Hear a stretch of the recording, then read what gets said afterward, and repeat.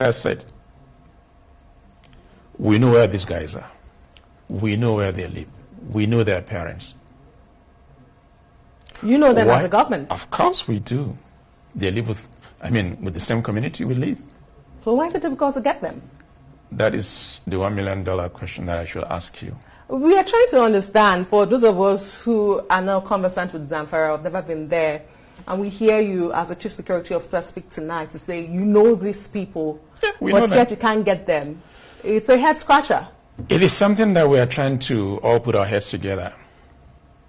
That is why, from what I can do as a governor, to have this CPG as a first line of defense. Of course, military are there, police are there, as well as civil defense, but they are not under my control. They are under the control of federal government. And they are just like our brother Nnamdi Kanu. Do you know the only thing that will bring everlasting peace to this Nigeria is what? Let the country divide, let Igbos go. And that has been the mission, that has been the message of Nnamdi Kanu. A country where injustice, nepotism, tribalism is the order of the day. Inhumanity of man to man. Cruel judgment against a leader. I saw his picture where he was crying. Was not because of what? The incarceration, nor the judgment. I know that he might be saying to himself, where are my brothers Igbos? That may be the reason for that tears. If Igbo were believe in this Federal Republic of Nigeria, judgment came. The cry of pain, the cry of rejection, the cry of Igbos, where are you? That is the country in which we are. And that is the attitude of every average Igbo man. Don't trust anybody. Selfishness. I want to be on top. Let me sell my brothers. I'm not going to do anything. When some of them are running to Aso Rock for the renewal of their oil license, how can they stand and demand for the release of Nnamdi? Politics is playing off here. While some people are called to negotiation, even on the table of negotiation, they had their gun. They were still carrying their gun for that negotiation. Federal government negotiating with terrorists, unknown government, non-terrorists. But this one is demanding for justice, it's demanding for equity, demanding for what? Inclusive government, where average Igbo man will have a position and have a say in the Federal Republic of Nigeria. You to know that I used to say it all the time. The only friend you have that will not betray you is who? Jesus. Yes. United States of America and even Israel has never called Nigeria as a nation or called Nigeria a nation state or a nation country. Is because of the division that has been existing between the tribal lines.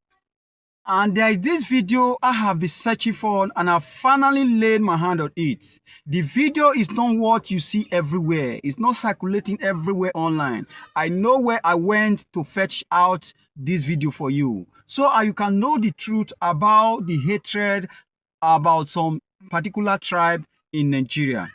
That if you want to move forward, you must not associate yourself with them. You must not allow the Igbos to rule as the head of Nigeria. Now I'm beginning to understand what is existing, what they have not been telling us, the histories that have, changed the mentality of integration or living together or coexisting as a nation.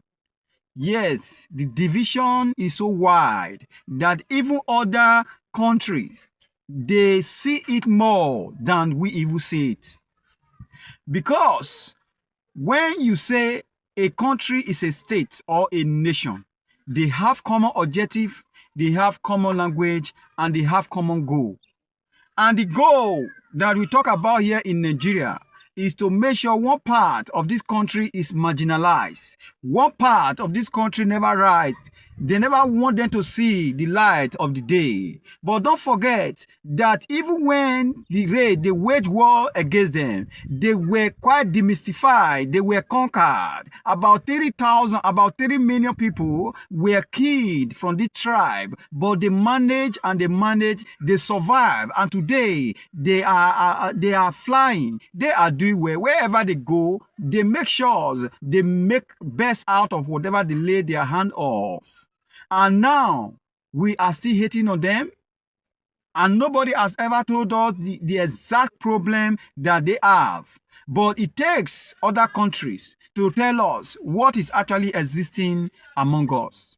What is that is existing among us that we don't know? You are going to hear it from this video that I'm going to play for you today. Thank God this video is not from the foreigners, it's not from Igbo man, is from a Yoruba elder, a Yoruba man that you know, that his face is very conspicuous, and thank God they are spilling out the truth, and we are beginning to know the truth about them. And if all these things that you have laid down is actually the truth, why not allow these people to go their own separate way? Let everybody go their own way so that we can chase a common goal. They can chase their own common goal, because when you measure America, they know what they are chasing. They want to become number one in everything that they do. Now, when you measure the nation Nigeria, what are we chasing? The only thing I know that we are chasing now is how to eradicate the insecurity in the land. And it's increasing. The more we chase how to eradicate this, the more the insecurity is increasing. Please listen to this video. You will understand better what I am talking about. So, do you want me to be honest or just speak, political correctness here? But I choose to be honest with you. I choose to be honest with you. And for me to be honest with you, I have to go back a little bit.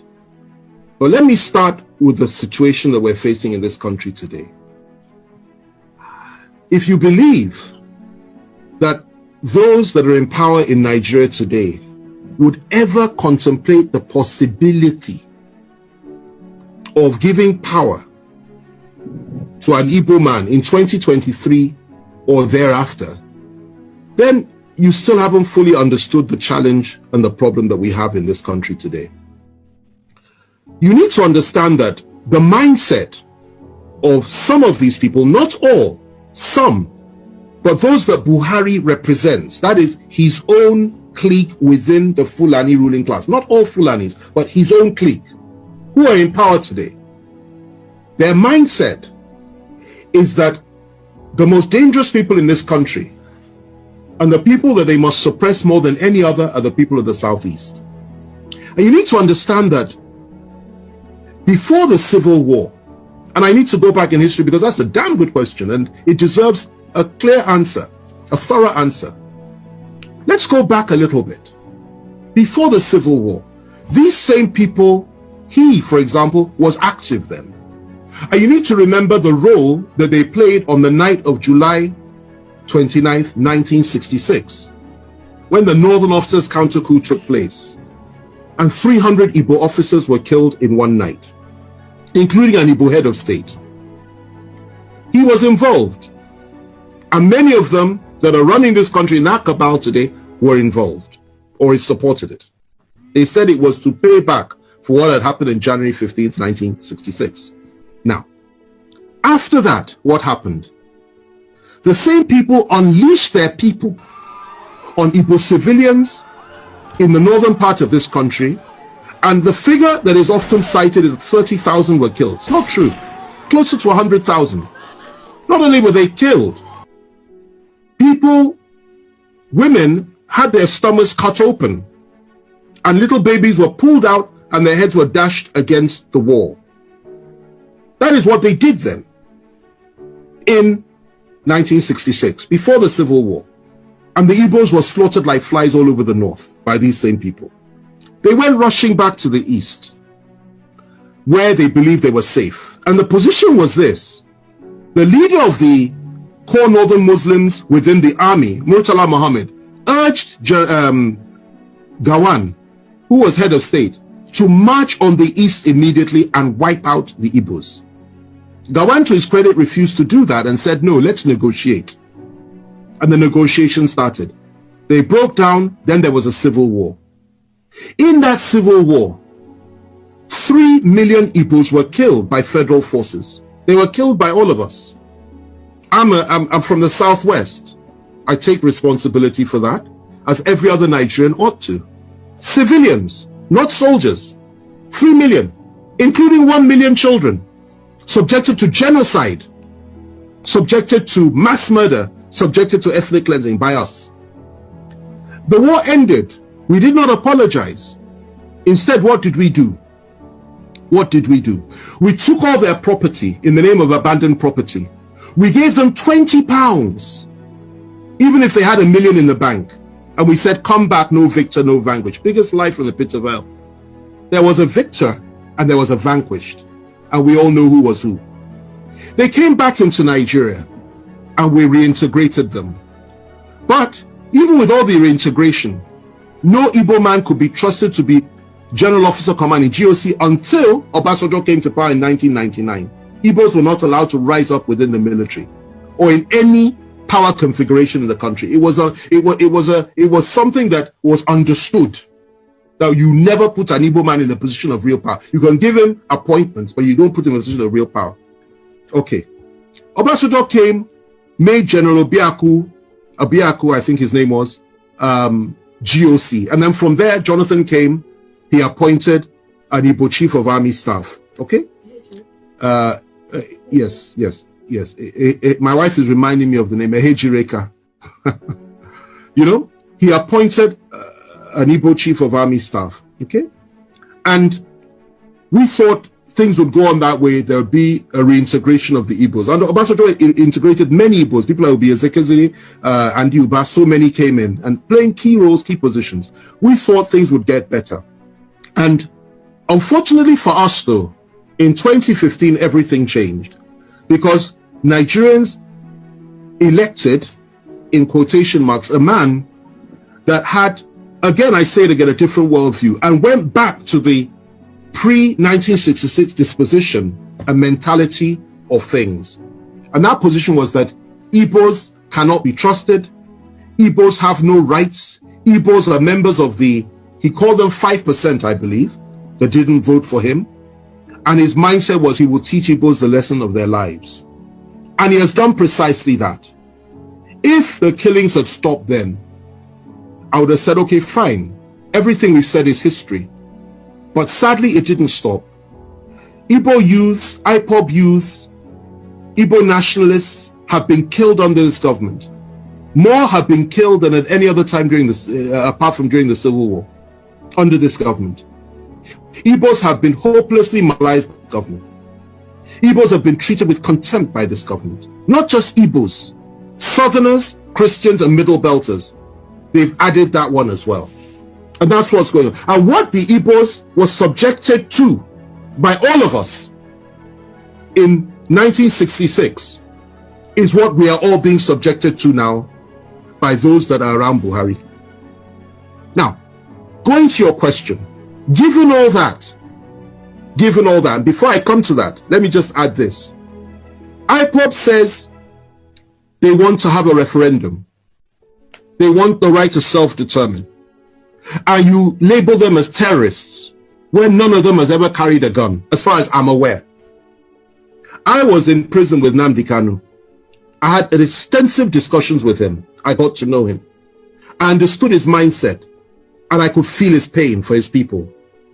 Yet they say they want to have a referendum. You say they're terrorists. Meanwhile, those that are butchering our people every day in the name of ethnic domination and hegemony, in the name of furthering the ambitions and the aspirations of Usman Dan Fodio and Salmadu Bello and Buhari himself, the three Mahdis, you don't call them terrorists. You pat them on the back, you refuse to arrest any of them. And you say what they're doing is okay. You encourage them. Okay?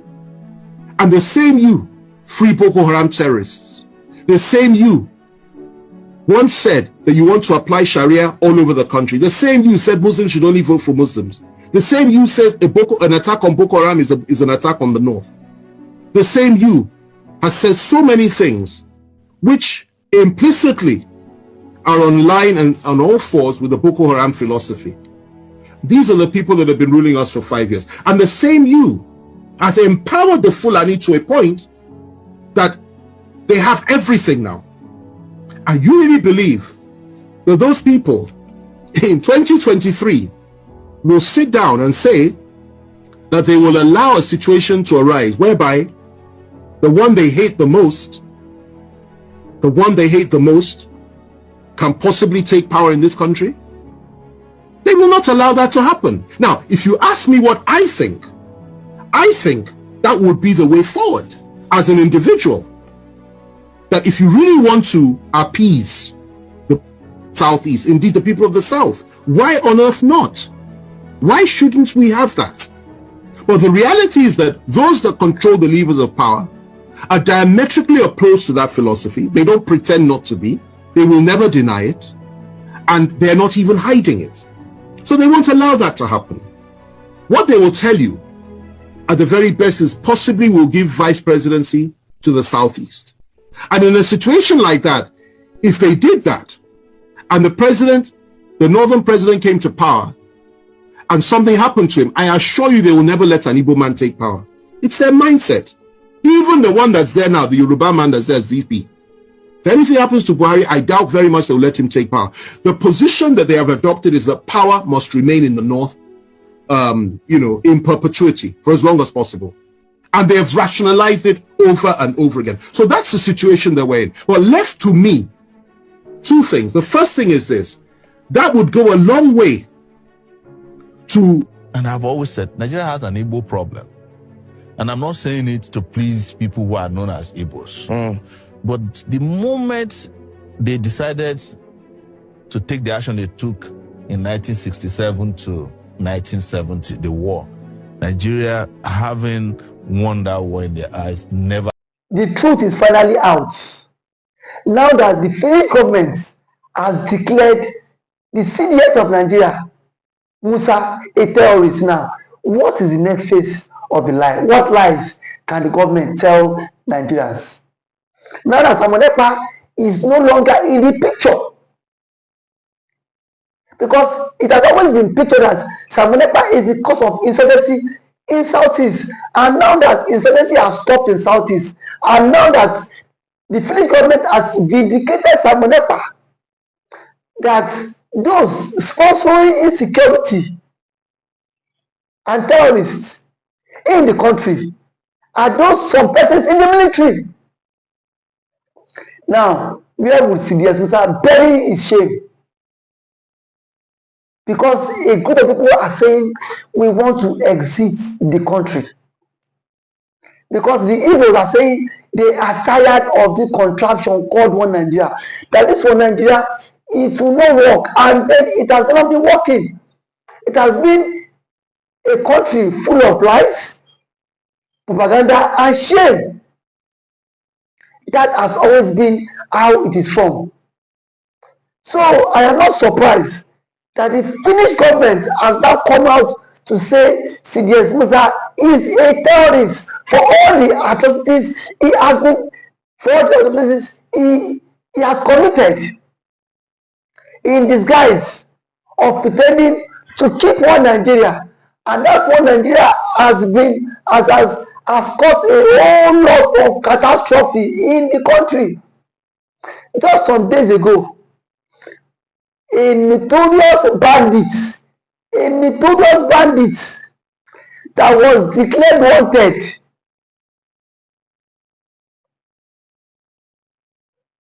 was seen in Katsina State with top government officials going for peace talk. Between Mazi Samonepa and that terrorist, who is more deadly? But here we are today. Mazi Kanu is still in detention. Kanu is still in detention because of the Igbophobia, of the hate. If Samonepa happens to be from the Fulani extraction, Samonepa would not be a terrorist. I can beat my chest because we've seen Fulani militias that have been given amnesty. We've seen Fulani militias that have been integrated into the society. Now that Finland are waiting to the ICC, Nigeria should immediately hand over CDS Musa for custody. Because the French government have done their own findings too. And they've seen that something is pushing under the ground. That this man has a connection with these Fulanis, has a connection with these bandits, has a connection with these terrorists. So if they are sincere, they should hand over CDS Musa to ICC for questioning. Because now that the French government has done their own conclusion, I've seen that CDS Musa himself is not innocent in this. Nigeria cannot pretend as if they are not aware that CDS Musa has been declared wanted by ICC and the Finnish government. No matter how they tend to die the matter, it is in the social media space. Everybody has seen it that CDS Musa has been declared wanted by ICC and the Finnish government. No matter how the Nigerian government want to die this matter, but they are very quick to declare Samonepa and IPOB a terrorist group. Now that the Finnish government and the ICC has declared CDS Musa a terrorist, why is the story not online? Why is the story not flying online? Because they themselves are also part of people championing insecurity and terrorism in the country. And that is why I say that anybody that speaks against the vision of the country, they will do everything possible to take that person off the hook. They will do everything possible for them to take that person off the hook. That is why I see that Mazi Nnamdi Kanu has been in detention. And the Finnish government, they were so gullible to be used by the Nigerian government. They were just too gullible. Because if they were not gullible, why would a country like Nigeria come to tell you that Samonepa is the one sponsoring insecurity all the way from Finland, and you sit your ass down in Finland and you believe them? But there are some rumors that the envelope also changed hand. You know Nigerian story now. You know Nigerian government. That Nigerian government, anything that Nigerian government cannot do to bribe does not exist. I am very sure that the government have bribed the Finnish courts, and that is why I see that Samonepa was wrongfully accused and sentenced. Now that the appeal court is now coming out to reverse all your stuffs.